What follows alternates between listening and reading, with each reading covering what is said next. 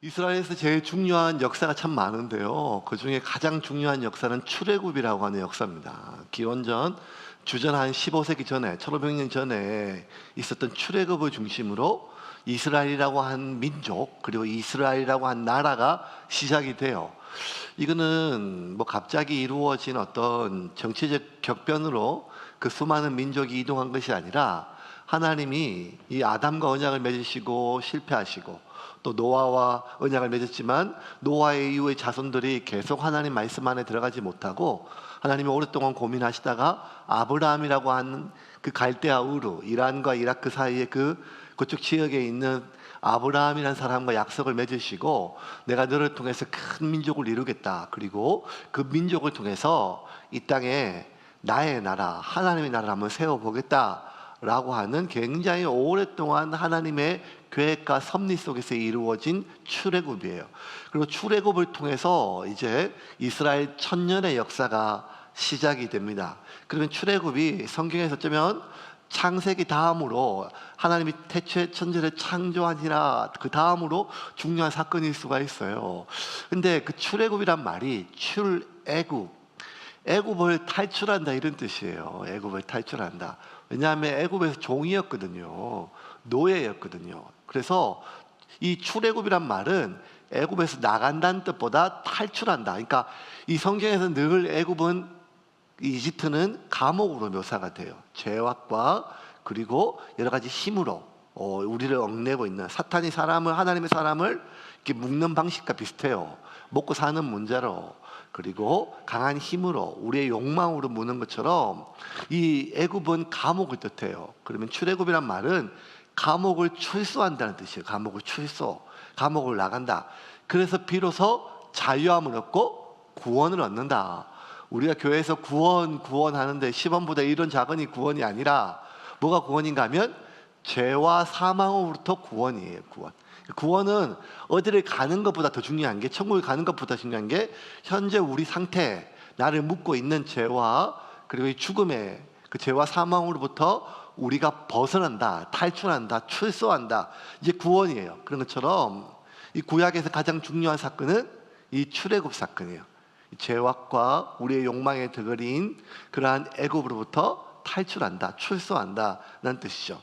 그렇게 따지면 지금 야곱은 그 감옥으로 들어가는 일이에요. 야곱은 그 벌써 자기 할아버지나 또 이삭이나 여러 가지 자기 조상들의 이야기를 통해서 애굽으로 가면 인생이 어떻게 망가지는지를 들었어요. 그러니까 그 애굽에 가는 일이 보통 옳은 게 아니거든요. 그런데 야곱이 그 결심을 해요. 왜? 요셉이 살아있다는 얘기 들을 거예요. 내가 죽기 전에 요셉 얼굴을 꼭 봐야겠다 하고 그 수레를 타고 가요. 28절 같이 한번 읽겠습니다. 이스라엘이 이르되 조카도다. 내 아들 요셉이 지금까지 살아있으니 내가 죽기 전에 가서 그를 보리라 하니라. 자, 그렇게 출발을 해요. 출발을 해서 그게 이제 45장 마지막 절에, 그러면 46장 1절 애굽에 도착해야 되거든요. 그런데 야곱이 도착한 곳은 애굽이 아니라 브엘세바예요. 브엘세바는 어딘가 하면 이스라엘의 요 두 가지만 기억하면 돼요. 제일 꼭대기가 단이라고 하는 곳이고 제일 밑에가 브엘세바예요.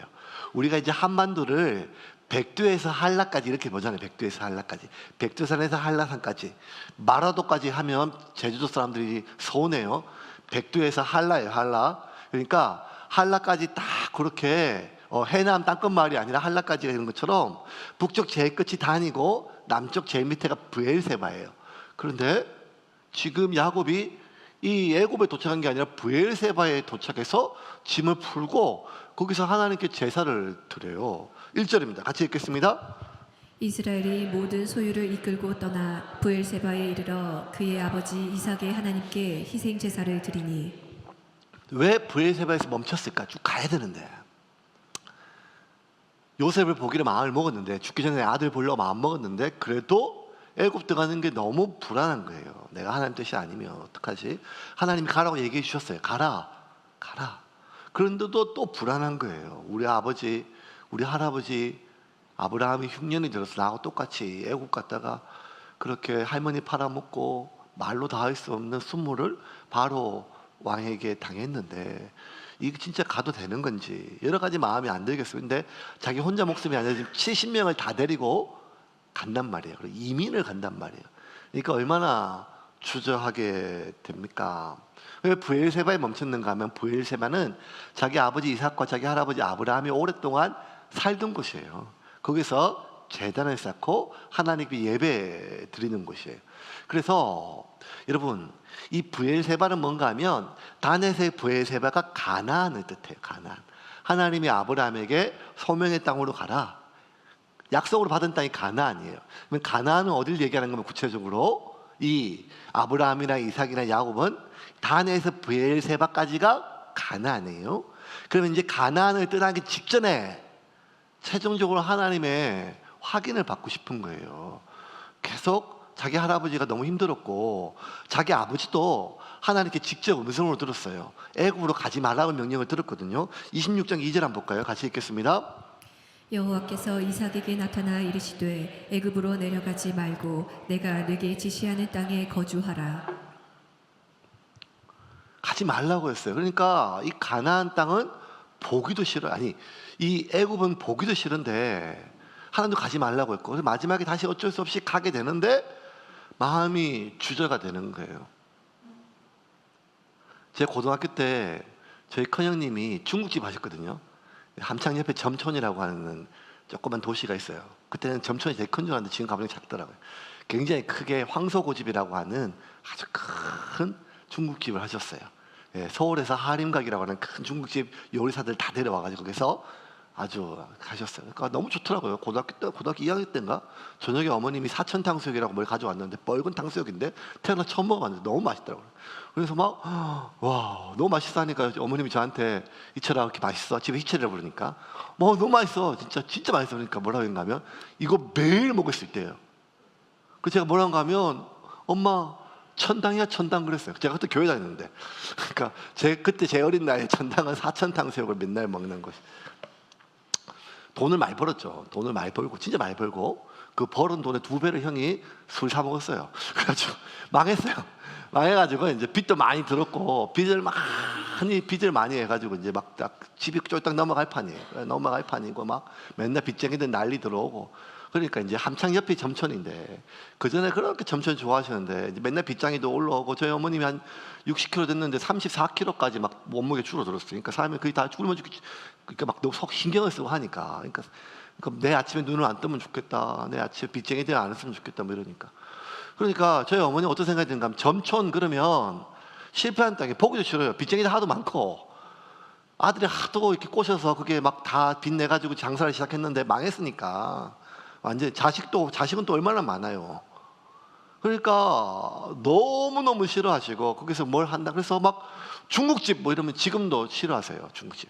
예, 중국집 싫어하세요. 하시고 점촌 그러면 그게 그쪽으로 오줌도 안 누신다 이러신다. 그 지금 야곱 가문에게 애굽이 그래요.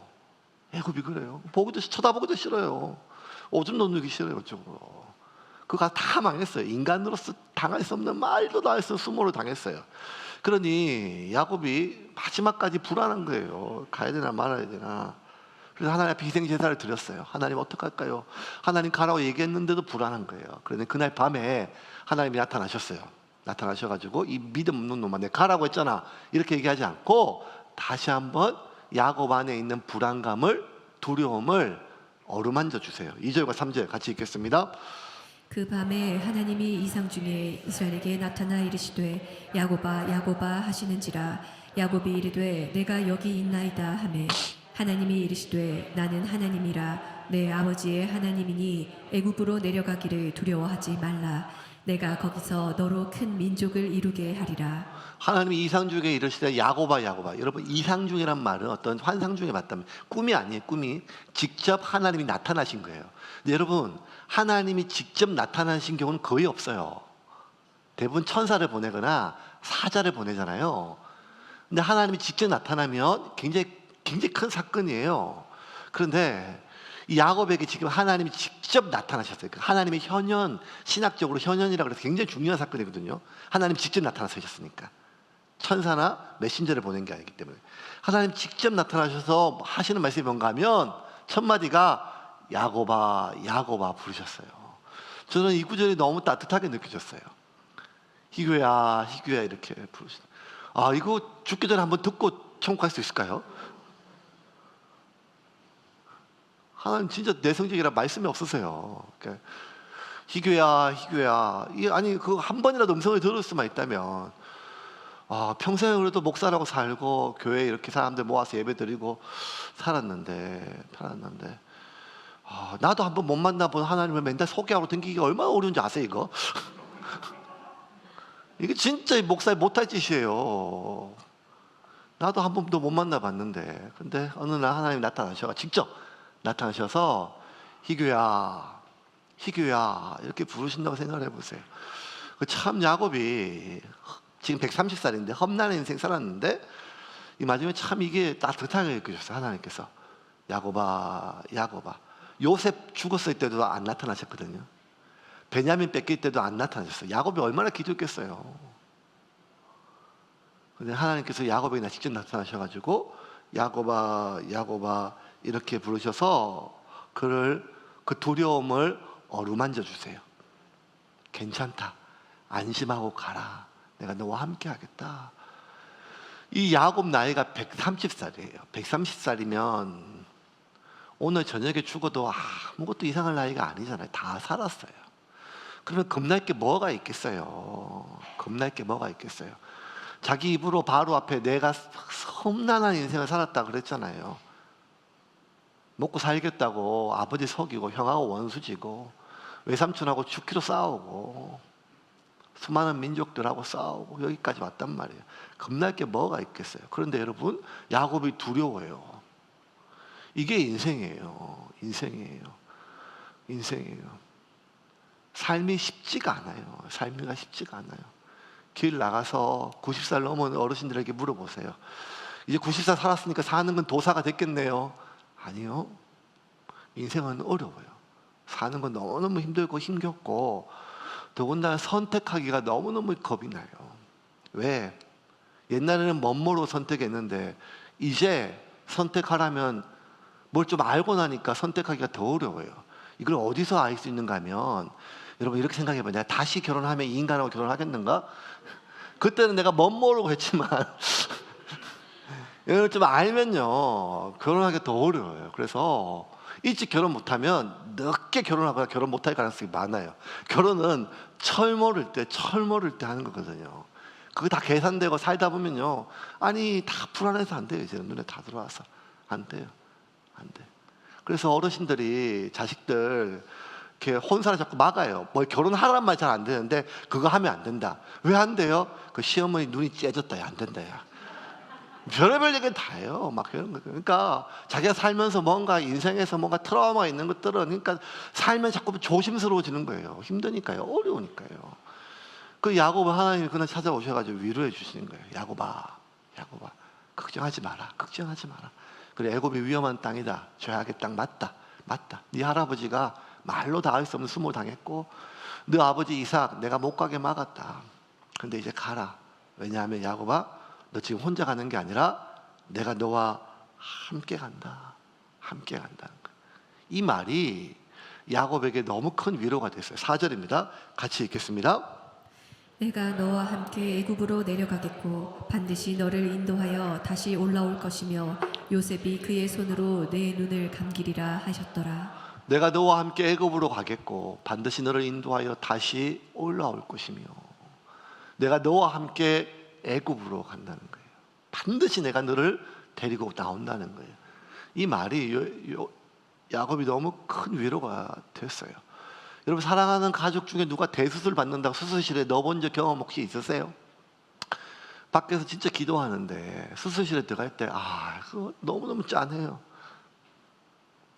제 교인들 기도할 때 수술실 들어갈 때 항상 기도해요. 하나님 홀로 보내지 마시고 성령 하나님 함께 들어가 손잡아 주세요. 성령님이 함께 계시다는 거 확인시켜 주세요. 얼마나 두렵겠어요. 애 낳으신 어머님들 알잖아요. 애 낳을 때 문지방에 하도 저희 어머니한테 많이 들어가지고 문지방에 애 낳으러 갈 때 고무신을 똑바로 가지런히 한대요. 왜? 나올 때 편하게 신으려고. 아니, 내가 이 신을 못 신을 수 있으니까 그거라도 가지런히 하신대요. 저희 어머님 애 8 낳거든요. 애 놓는데 박사예요, 박사. 그런데도 인생이 쉬운 게 없다는 거예요. 인생이 쉬운 게 없어요. 하나님이 야곱에게 내가 너와 함께 할게. 함께 할게. 이 말이 야곱에게 너무 큰 위로가 됐어요. 그런데 여러분, 되돌아보면 야곱이 지금까지 파란만장을 살았는데 하나님이 야곱에게 제일 처음에 나타나는 게 언젠가 하면 베델이거든요. 베델. 아버지한테 속이고 장자금 받고 축복받아서 형에서 피해가지고 바다마로 도망갈 때 그 한 대 돌베개 자고 입 돌아가면서 막 잘 때 너무 처량하고 불쌍했을 때 그때 하나님 나타나셨잖아요. 그때 하나님이 야곱에게 처음 나타나셨어요. 그 전까지 하나님은 아브라함의 내 할아버지 하나님, 내 아버지의 하나님이에요. 지금도 여기 끌려온 사람 많잖아요. 하나님 하면 내 마누라의 하나님이지 내 하나님 아닌데 내가 괜히 자꾸 와서 얘가 지금 뭐 하는 짓이냐 이렇게 끌려온 사람 많잖아요 지금. 그러니까 지금까지 하나님은 내 아버지의 하나님, 할아버지 하나님인데 그때 하나님 처음 야곱에 나타나셔서 야곱의 하나님 됐거든요. 야곱에게 하나님이 제일 처음에 현현 나타나셔가지고 해준 말이 뭘까요? 같이 보겠습니다. 28절 말씀 15절 같이 읽겠습니다. 28절 15절 같이 읽겠습니다. 내가 너와 함께 있어 내가 어디로 가든지 너를 지키며 너를 이끌어 이 땅으로 돌아오게 할지라 내가 내게 허락한 것을 다 이루기까지 너를 떠나지 아니하리라 하신지라. 자, 자세히 보면 오늘 본문에 야곱에게 나타나신 것이 야곱 평생의 마지막 나타나신 거거든요. 그리고 야곱이 처음 나타나셨을 때나 마지막 나타나셨을 때나 하나님이 야곱에게 하는 일은 하나밖에 없어요. 하는 말씀은 똑같아. 그게 뭔가 하면 내가 너와 함께 하겠다. 내가 너에게 약속한 것을 다 이루기까지는 결단코 너를 떠나지 않겠다. 내가 반드시 너를 데리고 나오겠다는 거예요. 이게 되게 중요해요. 하나님이 왜 우리가 오죽하면 이런 농담을 만들겠어요? 하나님 내성적이라 말씀이 없다. 하나님이 왜 말씀이 없으세요? 하나님 항상 늘 말씀하시거든요. 하나님 말씀하시는 하나님이에요. 근데 왜 하나님 말씀이 우리 귀에 안 들리는가 하면 하나님이 말씀하시는 것을 우리가 안 들으려고 하는 거예요. 하나님이 계속 지금 야곱이 브에세바에 내려와서 지금까지 마지막 다 술에 싣고 모든 가족을 데리고 여기까지 왔으면서 브에세바에 멈춘 이유는 애굽이 괜찮나? 이 결정이 맞나? 애굽이 안전한가? 그 애굽으로 가야 되나? 이런 결정이에요. 그러면 그날 밤에 하나님이 야곱에게 내려가셔가지고 애굽으로 가라. 애굽 참 좋다. 양식이 많다. 내가 너에게 줄 집도 있고 너 자손이 살 뭐 다 있다. 애굽이 어떤지를 설명하지 않으세요. 하나만 설명하세요. 내가 너와 함께 한다는 거예요. 여기서 자꾸 하나님과 우리와의 의사소통에 지금 큰 장애가 발생해요. 뭔가 하면 우리는 자꾸 어디요 하나님? 어디로 갈까요? 여기에요 저기에요. 이곳입니까 저곳입니까? 이 회사입니까 저 회사입니까? 이 교회입니까 저 교회입니까? 어디입니까? 어디를 묻는데 하나님 자꾸 뭘 얘기하는가 하면 내가 너와 함께 하겠다는 거예요. 하나님 보실 때 그 어디는 중요한 게 아니에요. 가나안에 있어도 하나님과 함께 하지 않으면 애굽보다 더 타락할 수 있고, 아브라함이 자기 아내 사라를 팔아먹은 건 애굽만이 아니잖아요. 가나안 땅에서도 팔아먹었잖아요. 그러니 어디가 중요한 것이 아니라는 거예요. 중요한 것은 뭔가 하면 하나님 나와 함께 하심이라는 거예요. 그러면 지금 우리는 모든 마음을 총동원해서 뭘 확인해야 되는가 하면 내가 지금 좋은 땅에 있나? 내가 지금 괜찮은 회사에 있나? 괜찮은 교회에 있나? 괜찮은 지역에 사나? 이게 빨리 딴 데로 갈까? 뭐 이게 아니라 지금 내가 하나님 안에 있느냐를 확인하는 거예요. 지금. 그런데 우리는 하나님보다 그 땅이 중요해요. 그래서 하나님 어디에요? 요단 동편이에요? 요단 서편이에요? 어디가 물이 많아요? 아브라함의 조카 롯처럼 어디로 갈래? 물어봤을 때 하나님이 어디 계시는가가 아니라 자기 보기에 어디에 물이 많고 어디가 물이 좋은지, 어디로 갈지, 요단 동편인지 서편인지, 이게 우리의 어리석음이라는 거예요. 하나님은 항상 우리에게 한 가지를 확인시켜 주세요. 내가 너와 함께 한다. 내가 너에게 약속한 것을 다 이룰 때까지 난 결단코 너를 떠나지 않겠다. 여호와라고 하는 하나님의 이름의 뜻이 약속을 성취하시는 하나님이잖아요. 하나님이 야곱의 인생의 마지막, 야곱이 이 뒤로도 17년을 더 살아요. 17년 긴 세월이거든요. 근데 안 나타났어요. 하나님이 야곱에게 나타나셔서 마지막 하신 말씀은 야곱을 부르실 때 처음 하신 말씀과 동일해요. 내가 너와 함께 한다. 그러니 두려워하지 말라는 거예요. 두려워하지 마라. 얼마나 우리가 두려움이 많아요. 괜찮을까? 괜찮을까? 지금 이대로 가면 괜찮을까? 근데 괜찮을까라고 염려하는 것은 전부 다 내가 하나님 안에 있나, 소명 안에 있나, 섭리 안에 있나 그걸 보는 게 아니라 이 상황이 괜찮은 걸 계속 보거든요. 지금 이 사람이 괜찮고 이 상황이 괜찮은가, 지금도 괜찮으면 앞으로도 괜찮을 수 있을까. 세상은 점점 어렵다고 하는데 자꾸 우리가 불안해하는 가장 중요한 이유는 하나님이 안 보여서가 아니라 이 요단 동편에 이 물이 마를까 봐, 물이 마를까 봐 아니라는 거예요. 내가 너와 함께 하니까 두려워하지 말라는 거예요. 내가 너와 함께 하니까. 네가 지금 살고 있는 땅이 물이 많은 땅이니까 두려워하지 말라는 게 아니라 내가 너와 함께 하니까 두려워하지 말라는 거예요. 하나님은 야곱에게 두려워하지 말라, 내가 너와 함께 하신다는 약속을 해주실 뿐만 아니라 이제 야곱 인생의 가장 중요한 약속을 한 번 더 하세요. 그게 3절과 4절입니다. 같이 읽겠습니다. 하나님이 이르시되 나는 하나님이라 내 아버지의 하나님이니 애굽으로 내려가기를 두려워하지 말라. 내가 거기서 너로 큰 민족을 이루게 하리라. 내가 너와 함께 애굽으로 내려가겠고 반드시 너를 인도하여 다시 올라올 것이며 요셉이 그의 손으로 내 눈을 감기리라 하셨더라. 자, 이 3절 4절 오늘 중요한 핵심 구절인데, 하나님이 이르시되 나는 내 하나님이라. 하나님이 애굽으로 내려가기를 두려워하지 말라. 내가 그 너를 큰 민족을 이루게 하겠다. 큰 민족 항상 얘기하셨으니까. 그럼 4절 뭔가 하면 내가 너와 함께 애굽으로 내려가겠고 반드시 너를 인도하여 다시 올라올 것이며 요셉이 그의 손으로 내 눈을 감기리라. 반드시 내가 네 손으로 너를 데려온다 그랬거든요. 그럼 하나님은 여호와 하나님이에요. 여호와 하나님이 약속을 반드시 성취하잖아요. 근데 이 4절 이 약속을 성취하셨을까요? 아니, 그 다음 구절을 읽어보면, 그 다음 장을 읽어보면 성취가 안 됐어요. 야곱은 죽어서 와요. 17년을 애굽에서 살아요. 고센 땅에서. 죽고 나서 죽기 전에 아들 요셉에게 유언을 해요. 하나님이 나보고 나를 반드시 애굽으로 데려가신다고 했는데 내가 아무래도 지금 여기서 죽을 것 같다. 그러면 내 시체라도, 내 뼈라도 저 올라가서 내 가족묘 막벨라 굴에 레아 옆에 묻어달래요. 레아 옆에.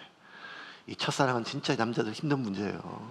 조광지처, 아니 라헬 옆에. 레아도 있잖아요. 큰일 날 뻔했다. 라헬 옆에. 레아가 아니라 라헬 옆에. 레아는 조광지처였죠. 자기 그 가족묘로 묻어달라고 유언을 해요. 그래서 이 야곱이 죽고 70일을 고골해요. 고골하고 엄청난 사건이에요. 70일. 왜냐하면 이집트에서 왕이 죽으면 72일을 애도 기간이거든요. 그에 준하게. 그래서 이집트 최고의 그 해부학자들이 미라를 만들어요. 미라를 만들어서 그 미라가 다 완성됐을 때 요셉이 바로의 허락을 받고 가나안으로 올라가서 막벨라 굴에 장사를 지내요. 그러면 여러분, 아니 147세에 17년 뒤에 하나님께서 죽은 뒤에 그 약속을 이루어줬어요. 이러고 보면 이게 야곱 입장에서는 약속이 성취된 건 아니란 말이에요. 왜냐하면 우리가 뭐 보험 많이 들지만 그냥 쉬운 말로, 야 보험 중에 절대 생명보험 들지 마, 제 소용이 없어, 막 이런 말 많이 하거든요. 왜? 야 내가 죽고 나서 10억이 생긴들 200억이 생긴들 그 다 남 좋은 일이지, 뭐 죽고 나서 그 뭔 상관이야, 뭐 이렇게 얘기 많이 하잖아요. 죽고 나서 이루어지면 그게 뭐가 있겠어요. 근데 지금 하나님이 이 약속을 하신 것은요, 17년 뒤에 야곱이 죽고 그 미라가 이 가나안 땅으로 올라간다는 말이 아니라 17년 뒤가 아니라 더 한참 뒤에 400년 뒤에 이루어지는 말이에요. 400년 뒤에 뭔가 하면 400년 뒤에 내가 너를 데리고 올라간다는 말은 400년 뒤에 너의 자손들, 이 수십만 명의 히브리 민족을 데리고 출애굽해서 가나안 땅으로 올라간단 말이에요. 여러분, 이게 되게 중요해요. 지금 하나님은요, 이 야곱을 부르시면서 야곱 한 사람의 개인으로 보시기도 하지만 또 하나 야곱을 이스라엘이라고 하는 한 민족과 동일하게 지금 보세요. 지금 상징이 아니라 실제로. 그래서 오늘 본문을 보면요, 이스라엘로 부르셨다가 야곱 너 이렇게 개인으로 혼용하세요. 28절과 1절 한번 볼까요? 같이 보겠습니다. 이스라엘이 이르되 조카도다 내 아들 요셉이 지금까지 살아있으니 내가 죽기 전에 가서 그를 보리라 하니라. 이스라엘이 모든 소유를 이끌고 떠나 브엘세바에 이르러 그의 아버지 이삭의 하나님께 희생 제사를 드리니.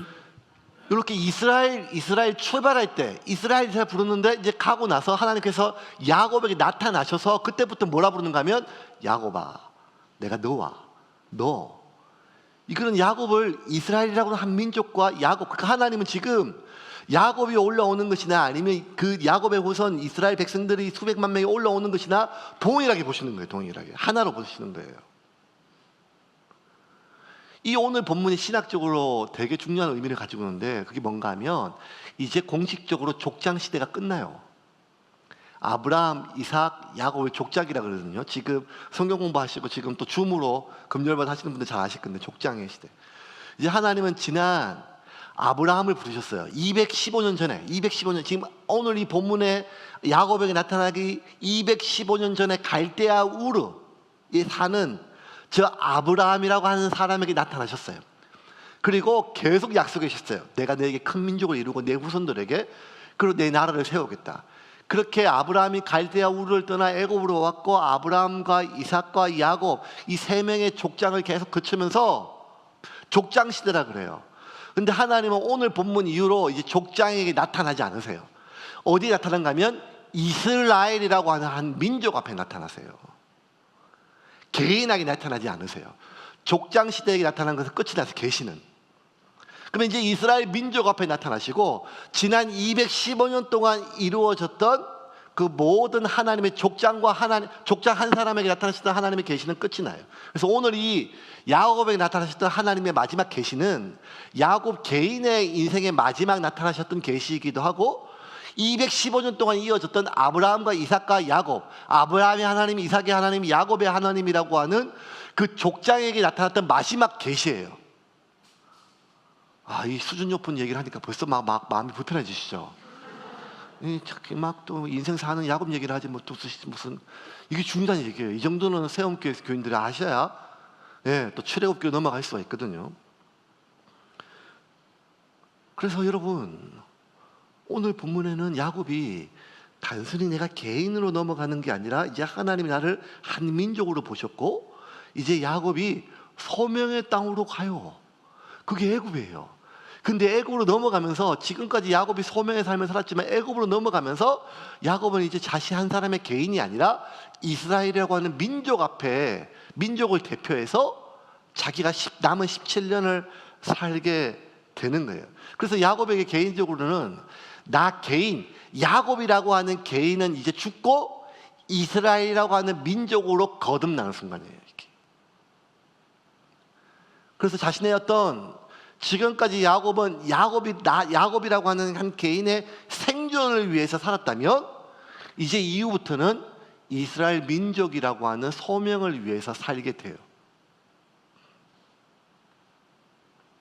하나님은 야곱만 한 민족으로 보는 게 아니라 이 하나님의 특성이 하나님은 야곱으로 보시고 야곱을 한 민족으로 보세요. 하나님이 한 영혼이 천하보다 귀하다는 건 상징적이 아니에요. 하나님 같이 보신다는 거예요. 동시에 과거, 현재, 미래는 하나님이 시간을 만들어 창조하신 분이기 때문에 하나님 동시 현재를 보시니까. 그러면 하나님은 야곱만 그런 게 아니라 저나 여러분을 한 민족으로 보신다는 거예요. 이게 실감이 잘 안 나죠. 제가 고등학교 1학년 때 예수님의 인격적 영접했어요. 중3 때. 그리고 고등학교 1학년 때 소명을 받았어요. 여러분 성경학교 보조교사 하다가 하나님이 저보고 목사 길을 가래요. 목사 길을 가래. 안 간다고 했는데 뭐 그냥 흔한 목사님들 하는 그런 얘기 스토리가 있어요. 고생하다 왔다 이런 거예요. 그런데 그때 제가 결심했을 때 제가 목사하면 안 되는 여러 가지 이유, 다 불신 가정이고, 그리고 아버지의 키가 197이고 큰형님이 185에 100kg가 넘고 한 대씩만 때려도 전 가루도 안 남고 뭐 이런 얘기 다 하고, 저희 집안 동네에서는 목사는 빌어먹는 집으로 알고, 지금 그때 내가 다녔던 한창 감리교회 사모님은 대전까지 파출부를 나가시고, 이 상황에서 내가 그걸 할 이유가 없거든요, 굳이. 근데 하나님께서 했는데 마지막까지 버틴게다가 하나님 마지막에 저한테 주셨던 마음이 뭔가 하면, 네가 내 일 하면 내가 네 일 해주마. 제 일이 뭐였는가 하면, 천국과 지옥이 믿어지니까 천국에 대한 기쁨보다 지옥에 대한 두려움 때문에 온 가족이 예수를 안 믿으니까 이게 뭐 살 수가 없는 거예요. 그래서 날마다 그 어린 나이에 날마다 학교 끝나고 교회 와서 하나님 우리 가족 구원해 주세요, 우리 가족 구원해 주세요. 그런 경험 있잖아요. 그게 얼마나 간절해요. 근데 하나님 뭐한가 하면 그거 내가 하신대요, 하나님이. 그러다가 이제 뭐 우여곡절 하다가 또 신학교 뭐 포기도 하고 목사도 그만두고 뭐 이렇게 하다 여기까지 왔잖아요. 여기가 지금 오늘 이제 우리 세운 가족 한 200명이 다는 마도겠지만 애들까지 다 같이 와서 오늘 같이 하는 거예요. 그러면 하나님은 저 김희규라고 한 개인으로 보시만 또 한 200명의 세운교회 가족으로 보신단 말이에요. 내가 곧 교회다, 짐이 곧 교회다 이런 말이 아니에요. 저는 또 오늘 무슨 JMS 이런 말 아니에요. 절대 안 해요. 저는 그런 생각 안 해요. 네. 하나님 그걸 보신단 말이에요. 우리는 내가 누군지를 잘 몰라요, 여러분. 저나 여러분은요, 내가 생각했던 것보다, 물론 평생 살다 보면 꿈이란 게 자꾸 쪼그라들어요. 인생을 살다 보면 내가 할 수 있는 일보다 할 수 없는 일이 훨씬 더 많음이 확인돼요. 내가 내 인생을 살다 보면 나는 실패자처럼 여겨져요. 대한민국은 그거를 굉장히 잘 느끼게 해준 나라예요. 네가 얼마나 실패했는지. 그런데 아니라는 거예요. 하나님은 나에 대한 계획이 있으세요. 그리고 계획은 단순히 나 하나의 생존을 위한 삶으로 나를 이 세상에 보낸 게 아니라는 거예요. 주일 아침에 이쪽 와서 불을 다 켜고 창문 커튼을 내리고 뒤에 앉아서 기도하면 제가 어떤 생각이 드는가 하면 신기해요. 7년 전에 없던 교회잖아요. 여러분 이렇게 앉아 있는 걸 보면 신기해요. 세움 가족 뭐 이런 말 들으면 신기해요. 하나님이 나를 통해서, 여러분을 통해서 지금 만들어 가고 계신 게 있단 말이에요. 한 영혼이 천하보다 귀하다는 말이에요. 무슨 말이냐면 그 한 영혼을 통해서 어떤 일이 일어날지 아무것도 모르니까요. 근데 문제는 뭔가 하면 자꾸 우리를 나 자신의 개인의 생존 속에 나를 가둬요. 왜? 그게 사단이 하는 말이거든요. 하나님은 나를 통하여 하나님 나라를 세우려고 하지만 사단은 나를 통하여 사탄의 나라를 세우려고 해요. 그 사탄의 나라가 뭔가 하면 나 자신을 위한 나라, 나 자신만을 위한 나라로 가두기 때문이에요. 자꾸 나라고 하는 감옥으로 나를 가둔단 말이에요. 나라고 하는 나라, 감옥. 이런 거예요.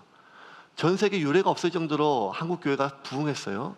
부흥의 가장 첫 번째 원동력은 기도예요. 새벽 기도, 저녁 기도, 금요 기도, 코리안 스타일 기도가 있잖아요. 가장 강력한 임팩트가 있어요. 근데 전 세계 신학자들이 연구했을 때 이 독특성이 몇 개 있는데, 첫 번째는 대한민국 성도만큼 기도 많이 하는 성도는 없대, 역사상. 두 번째, 대한민국 성도만큼 자기 가족만을 위하여 기도하는 사람도 없대요.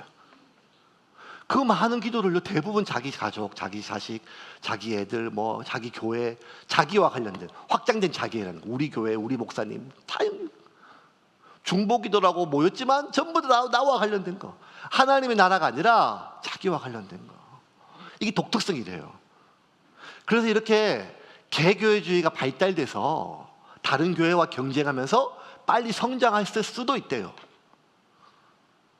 이게 뭔가 하면 자꾸 나라고 하는 감옥에 갇혀서 그래요. 사탄은 자꾸만 나 자신이라고 하는 나라고 하는 감옥에 가둬요. 그럼 뭐가 감옥이에요? 좁은 곳에 가둔 게 감옥이잖아요. 야생 돼지는요, 하루 종일 먹을 거 구해야 돼요. 맹수가 언제 와서 잡아먹을지 몰라요. 자다가도 막 도망가야 돼요. 비바람이 몰아치면 숨을 데도 없어요. 근데 여러분, 양돈 농가에서 사육하는 돼지 보세요. 먹을 거 구해요? 때 되면 주는데, 넘치게 주는데 점점. 맹수가 뭐 잡아가요. 계속 편하게 자요. 비바람 다 막아주고 다 해줘요. 그런데도 그 양돈가에 있는 돼지를 사육된다 그러잖아요. 사육. 왜? 좁은 곳에 가둬놓으니까요. 감옥의 본질은 좁은 곳에 가둬놓는 거예요. 사탄은 자꾸만 우리를 나라고 하는 내 개인의 생존, 나 자신의 행복, 거기에 가둬놓는 거예요. 그러면 세상이 어떻게 되는가 하면요, 세상에 내가 제일 중요해요. 그러다가 좀 더 지나면 나만 중요해요.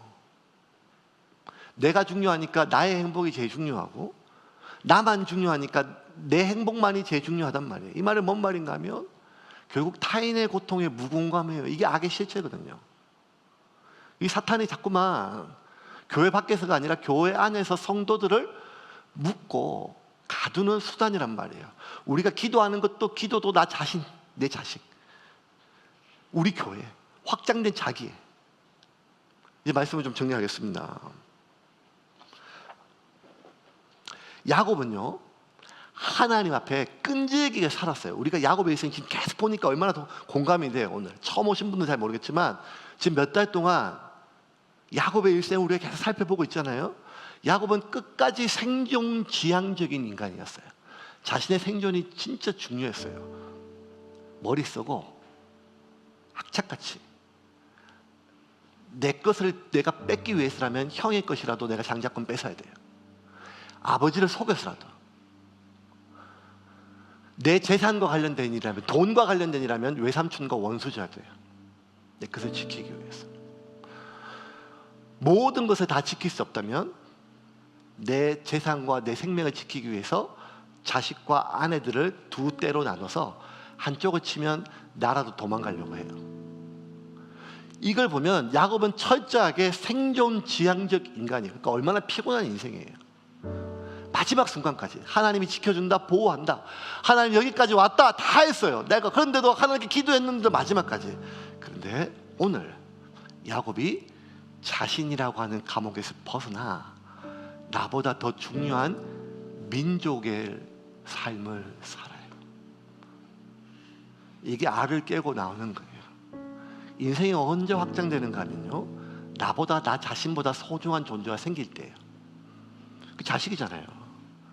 자식. 하나의 애가 태어나는 게 아니라 나보다 소중한 존재가 태어나면 그로 인해서 또 하나의 세상이 열리는 거예요. 그런데 내가 수많은 자식을 낳아도 저 자식보다 내가 귀하다면 그 사람은 닫혀진 삶을 사는 거예요. 우리 주변에 보면 정말 무언가를 위해서 자신의 삶을 희생했던 그 사람, 그것이 나라의 독립이든, 그것이 민주화든, 국가든, 교회든, 복음이든, 선교든, 나보다 소중한, 나 자신의 행복보다 소중한 무언가를 발견한 사람은 그런 자신이라고 하는 감옥에서 벗어나 두려움과 그 불안을 넘어 하나님이 내게 주신 소명과 섭리의 삶을 살 수가 있습니다. 여러분이 오늘 체육대 끝나고 다음 주부터 아무리 열심히 기도하고 몸부림쳐도 우리의 기도의 대상이 나 자신, 확장된 자기에 불과한 내 자식, 내 교회, 여기에 불과하다면 여러분, 우리는 마지막 순간까지 기복신앙에 머물러 있는 거예요. 나의 왕국과 우리의 왕국을 세우기 위해서 아니라는 거예요. 하나님 그 깨고 부수고 하나님의 소명의 땅으로 오라는 거예요. 섭리의 땅으로 오라는 거예요. 가나안이든 애굽이든 한국이든 선교지든 어디가 중요한 것이 아니라 나 자신을 위한 왕국을 쌓는 것을 멈추고 하나님이 나를 통하여 세우고자 하는 그 나라를 바라보고 그 하나님의 나라가 세워지는 것이 내 행복보다 더 중요하게 여겨질 때 비로소 자기 애가 비명을 지르고 찢어지는 거예요. 그런 사람을 소명자라고 부릅니다. 그런 사람이 살아가는 땅을 섭리의 땅이라고 하고 있습니다. 사랑하는 세움교회 성도 여러분, 이제 우리의 기도와 우리의 예배와 우리의 열심을 내가 가둬놓은 나의 행복, 우리의 행복의 감옥을 튼튼히 하는데 멈추고 나를 찢고 우리를 찢고 하나님의 나라를 위하여 사용되어지는 저와 여러분이 되기를 주님의 이름으로 축원합니다. 그것이 하나님이 원하시는 것입니다.